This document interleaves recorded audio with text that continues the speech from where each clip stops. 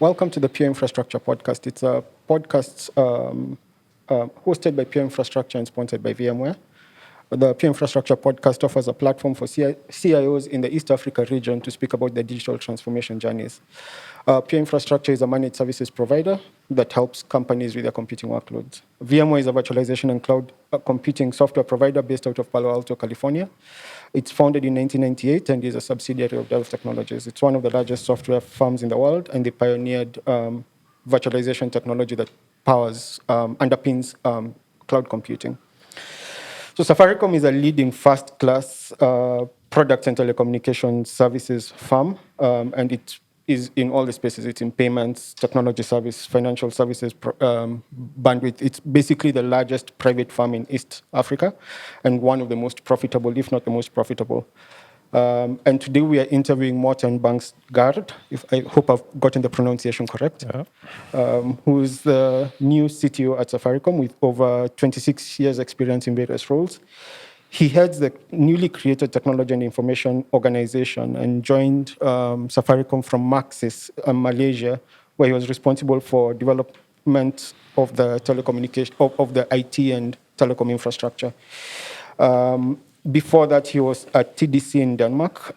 He's a Danish citizen and holds a master's in economics and math from Aarhus University. I believe that's the pronunciation, Aarhus University. Welcome to the podcast, Morten. Thank you. Yeah. And so just to get us started, can you give us a brief personal, professional background? Who is Morten and how did you end up at Safaricom? Yeah, you talked about some of it. I've been in the telecom industry my whole career, and started out on the product side, selling to companies like Safaricom, and spent some years there, and found out I wasn't that good at selling, and I wasn't that interested in deep R&D. But I like the field where you take technology and see how can you use that for your customers. And so I ended up on the operator side and went from Denmark to Malaysia, and now got a chance to work for Safaricom. Yeah. And how are you finding Kenya so far? Oh, yeah, it's wonderful. Of course, it's not the best time to join any country during COVID, but as much as you do get out, just mean the very friendly people everywhere I go. So, and we talk a lot about Safaricom.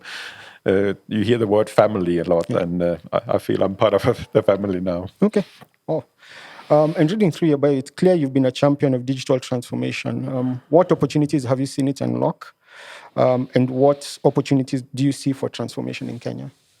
Yeah, I think many of us we have experienced that over especially the last decade, how it has impacted our own lives, and of course, especially during COVID now, how the digital infrastructure makes us continue to work as a company.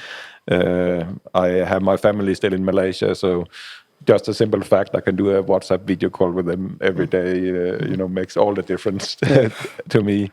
Yeah. But of course, also if you look at it in a Kenya perspective, not everyone has access to the internet.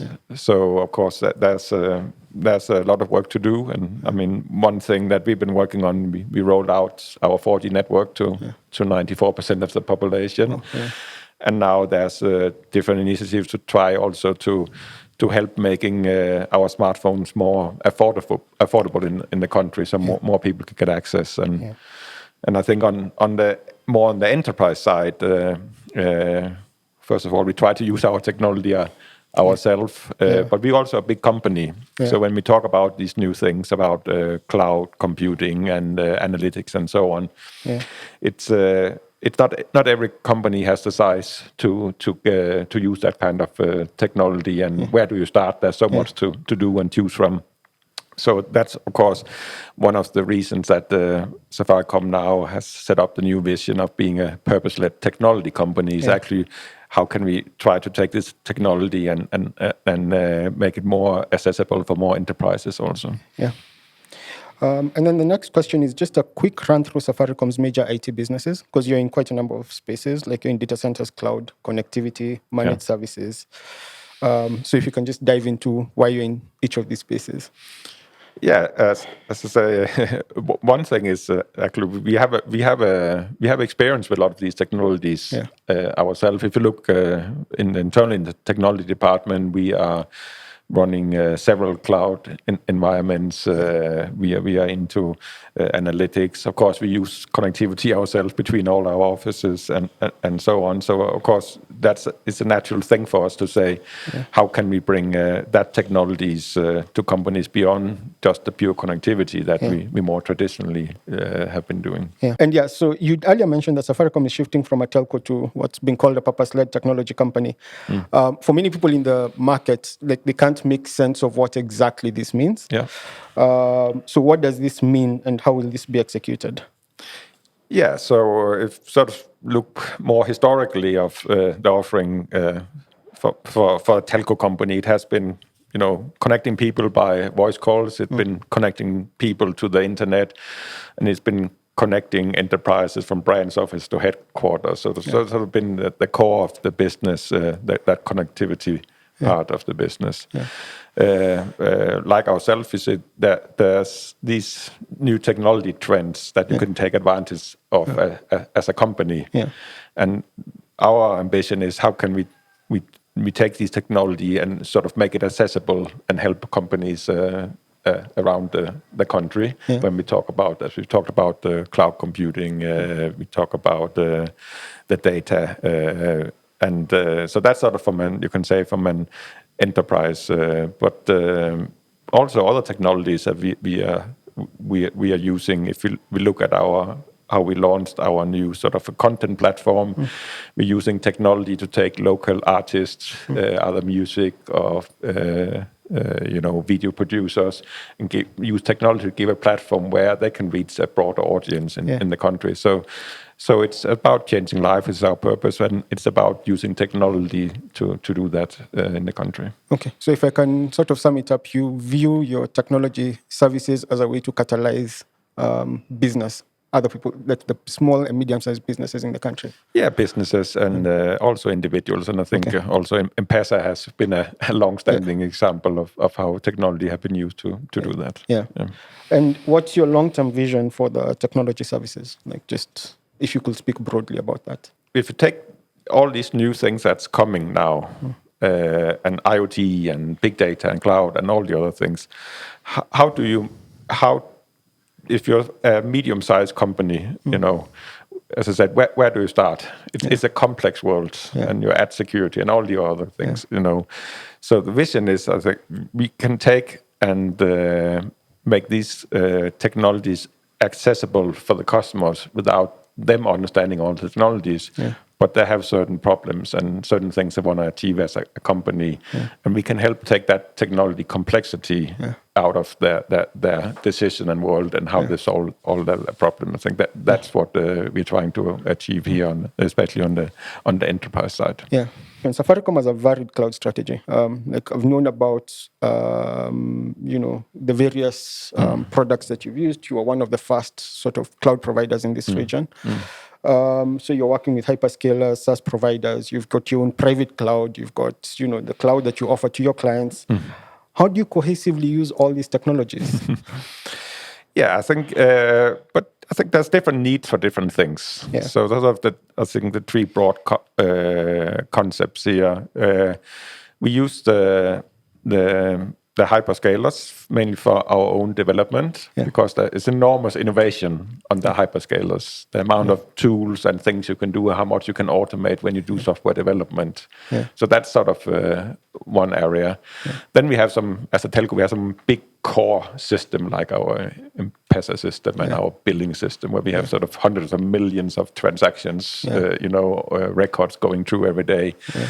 There you want sort of the cloud technologies to be able to scale it, but that we keep in-house. And then, of course, the third element is sort of when we talk about software as a service, as also in the cloud, you can run your Microsoft and so on the cloud there, and that's where you buy software, and that's where. So I think it's different. It serves different needs, but there's no doubt about it that sort of their own development and using hyperscalers, that technology is it's becoming so easy today for companies to do a lot of the development in-house, and the idea of you always have to go in and buy very expensive software products. I think that's certainly a trend that we are trying to take advantage of and do much more internal development. Okay. Oh, and so how does your system integration look? Because these are very, if you can dive into that just as a general overview, because these are very disparate systems, and somehow they all work in concert. Yeah. No, and of course, as you say, we go to a technology company. We also get more technologies internally to support our customers. So that's a good question. But of course, what we're trying to do, if we look at the sort of the old world of being a telecommunication company, we're sort of very centralized around a call center and sort of a billing system where you configure different products. And so now the world is much bigger and much more complex. So what we are doing, we are trying to sort of separate sort of the old core systems and architecturally, make them independent. You can do a lot of things on top of these things. So our own development. So we have sort of own built integration layers that ensure that you can innovate in new areas from a product perspective. But you still have the customer that wants to see one Safaricom and not 10 different Safaricoms. And that's where you still have to have a common integration back to your sort of customer management system and your billing system and so on. But we're trying to sort of separate it so we can be agile in our new businesses and not everything has to go to some older systems. Okay. And then the next question is about 5G. So Safaricom is the first player to roll out 5G in Kenya. And the obvious thing to most people is that 5G brings about speed increases, and that's what most people see. But the thing is, there's a shift in architecture when you speak about 5G. And now, generally, is Safaricom going to virtualize its radio access network? And what opportunities does Safaricom see for 5G in general, especially given the architecture shifts that are inherent within the new platform? Yeah, I think it's a general trend of when we talk about virtualization. It's sort of started many years ago in the IT, but it's sort of moving into the other part of the business as being a telecommunication. You say, and radio. When we talk about radio, it's when we look. It's the towers we see around the. They've been very purpose built from us. That was just sort of the technology and the price performance you were looking for. But that is going in the same direction as you're mentioning, that it's going to be use the same kind of technologies as we've seen in the IT industry. And I think there's no doubt the whole world is going there. That's a very specific thing about the telecom is there's actually very few providers that's doing this. So I think globally the industry is more happy to open up this world and create more competition, and which means you have more choices going forward. So it's still in the very early days, but it's moving relatively fast, and I'm sure we will see it in most companies over the next few years. Okay. So we'll take a quick break for a word from our sponsors. What happens when we welcome change? We can make emergency medicine possible at 40,000 feet. Instead of burning our past for power, we can harness the energy of the tiny electron. We can create new ways to connect, rethinking how we communicate to be more inclusive than ever. With app, cloud, and anywhere workspace solutions, VMware helps companies navigate change faster. VMware, welcome change. So welcome back to the Pure Infrastructure Podcast. Today we're interviewing Morten Bangsgaard, who's the CTO at Safaricom. So, Safaricom has evolved from being like a telco, as you said, to a tech firm with varied interests. You invoice data centers. And, so part of this question you've already answered, but what does the evolution of your technology stack look like? Like you mentioned earlier that you've got this old sort of monolithic systems. I think if you think about a telco has all these disparate systems. How does that look like on a daily basis, and how is it evolving, and where do you see it heading? Yeah, there's sort of some principles around it. I think, as mentioned, from an architecture perspective, we are doing much more ourselves. we are actually hiring a lot of software developers. Okay. So, and again, is linked to the innovation that happens on the cloud over the last, I would say, 5 to 10 years, that makes things possible that wasn't done before, and it gives a different agility to how we operate. And actually, we are on a sort of a bigger journey in the company where we have used different agile methodologies from a software development perspective. But we actually right now in the middle of taking that to the whole company. Yeah. So it's not only linked to the software development. So that's another way how we look at the things coming from IT, and now we're sort of organizing ourselves about these concepts like squads and tribes and agilities. Yeah. So basically, Safaricom will be running as a software farm, in a way. Yeah, there's more to it, I would say. But I would say increasingly we see ourselves. A big part of our technology organization will be software development, much more than it used to be. Okay. Yeah. And what other changes do you envision for Safaricom to be relatively future-proofed, just on your technology stack? Yeah, I think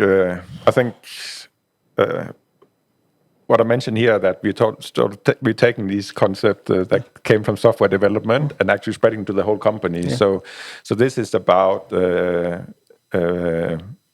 being adaptive to whatever changes. So we form groups of people that work in 3 months with a certain objective, but then we can actually make changes on a 3 months basis to our structures and our groups and so on.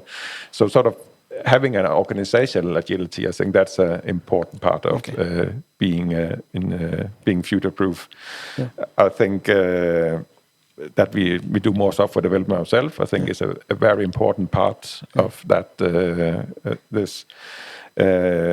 So that's some of the things that we're working on right now that hopefully made us adaptable. But I think the center of everything we actually try to do, and we are, as part of our culture and how we want to talk about things, we call it customer obsession in Safaricom. It's actually it starts being able to be relevant is the future starts being relevant to our customers, and that we always try to measure everything from in our dialogues we talk about our customers, and the whole idea of taking these concepts from software development to a wider company is that typically what you do is always defined in how do I improve a customer's experience, for example, how do I launch something that's relevant to the customer. So in our language and our process, we try to talk about the customer and everything we do, and I think that's probably the most important thing to be ready for the future. Okay, so if I hear you correctly, the biggest changes are cultural, customer obsession, and just the way the organization is structured. Yeah, I think that's two important things here. Yeah. But as coming from technology, I do think that if you have the right technology, it brings agility the whole to the whole organization too. Okay. Yeah. Okay. The next question is, how does Safaricom navigate the local data protection regulations? And just linked to that, how does this affect your choice of technology?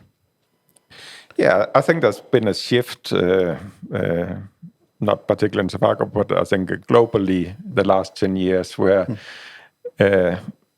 companies, and many in a very painful way, come to the realization that we're living in a new type of world with a new type of risk that didn't exist 10 or 15 years ago. And of course, I'm talking about all the cybersecurity risk. That's on one hand. And then, of course, also as more people use smartphones for very personal things, people we're all more aware about how data and our things are being shared here. Yeah.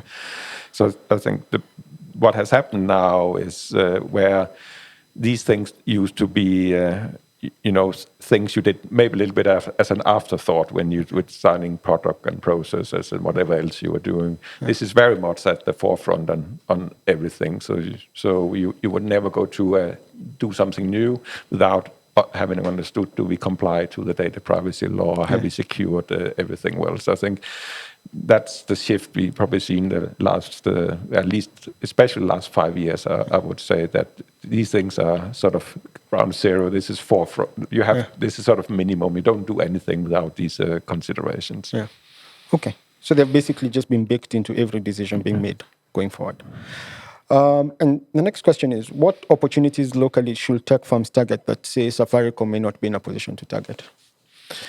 What opportunities are there? Yeah, maybe answer from a little bit different perspective, because also if I look at Safaricom, and if you, ambition as we have to be a tech company, and providing more complex solutions with our customers, this is not something you can do alone. Yeah. You will have to work with a lot of partners in doing that. We are already doing that. Of course, we have partners when we go and and install a fibre. We have partners when we source a new IoT device, and we have many partners, especially on the technology side. So I think there'll be plenty of opportunities for many companies that might not have the scale to do what we are doing, but are strong in a niche area to work with us, because we will increasingly have to partner when we deliver the services as our portfolio grows and the complexity grows.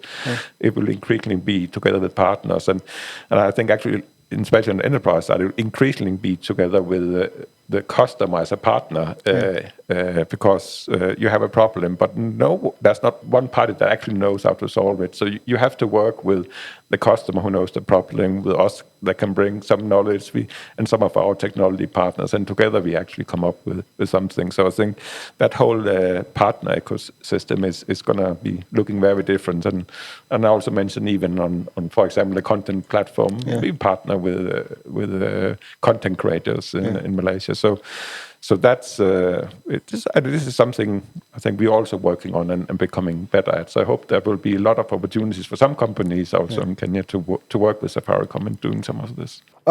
As basically the CIO of the largest tech firm in this region, and being responsible for some of the most mission-critical apps, I mean, if MPESA goes down, generally let the people read the riot act on Safaricom online. And what advice do you have for up-and-coming CIOs? Because you're sort of like at the top of the game, at least in Kenya. So don't take the job if you're afraid of losing your hair or getting gray hair. But I think any company has to think about how they make technology part of how they operate. Whether it's how you sell, it's how you go to market, which a lot of things is on digital platforms now. It's how you do your supply. It's sort of ingrained in almost everything we do. And of course, as a CIO, if you then run that technology part, I think I would say my advice is enjoy it. It's a fantastic opportunity. You're part of a great opportunity to use technology to improve a company. But I would also say that it's not the CIO's role, because I